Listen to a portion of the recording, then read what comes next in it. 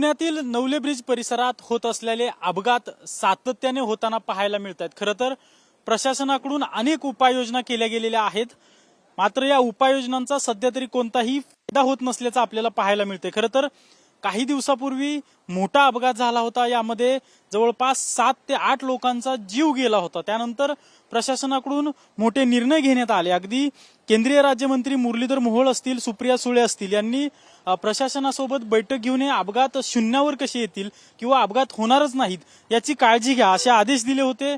वेग मर्यादावर आवर घातली होती।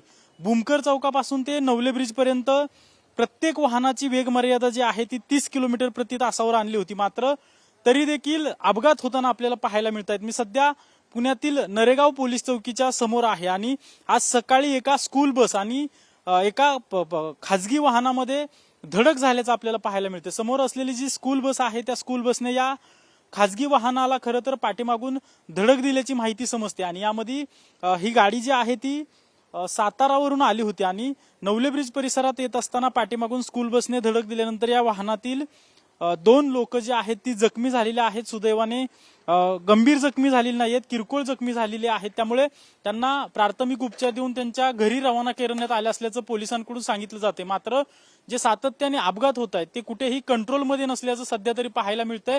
प्रशासनाकडून उपाययोजना केल्या गेल्या। खरं तर नरेगाव असेल, धायरी असेल या गावातील नागरिकांनी या ठिकाणी मोठं आंदोलन देखील केलं होतं आणि जे रस्त्याचं स्ट्रक्चर चुकलेलं आहे ते त्वरित दुरुस्त करावे अशी देखील या आंदोलकांनी मागणी केली होती। मात्र प्रशासनाकडून वेग मर्यादावर आवर घातलेला आहे, पोलिसांचा बंदोबस्त लावला जातोय, तरी देखील अपघाताची मालिका जी आहे ती कमी होत नाहीये। कॅमेरा पर्सन सुशांत राऊतसह अजिंक्य धायगुडे, TV9 मराठी, पुणे।